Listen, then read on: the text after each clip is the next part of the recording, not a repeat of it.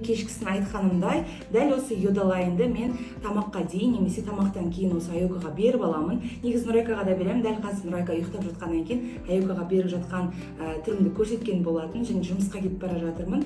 Енді ертерек кетеміз ғой жұмысқа, сол себепті ертерек баланы да қамын ойлап кету керек. Енді білмеймін, все-таки витамин баланың денсаулығына ол қажет етеді. Неге? Өйткені жаңағыдай мазасыздығы қашады, барлығы түзеледі. Оның ішінде тәбеті ашылады, тамаққа деген жүгіріп, ойнап, секіріп, прям активный бола бастайды бала, күшті көңіл күйде жүре бастайды, ұйқысы тыныш болады. Қалай айтсам екен, барлық ағзадағы жетіспейтін витаминдердің барлығын толықтырып отырады. Сол себепті осы йодалайн One Kids'ті мен сіздерге ұсынатын боламын. Дәл қазір төмендегі ссылкаға өтіп, мамандармен кеңессеңіздер болады, балаңыз туралы айтсаңыз болады, қандай витамин жетіспейтінін барлығын ақылдасып, тапсырыс берсеңіздер әбден болады. Ал біз Рамазан айы басталғалы, және де жалпы новыйге көшкелі әлі продукт алмаған едік. Жалпы кеше ғана көштік қой енді.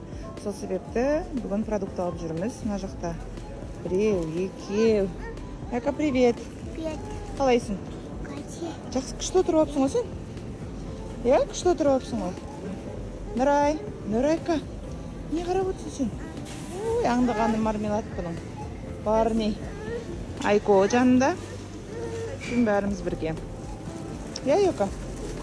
Ей, кокотай. Еще сол. Как бы, екі тележка толтырып алып қойдыңыз ше, типа.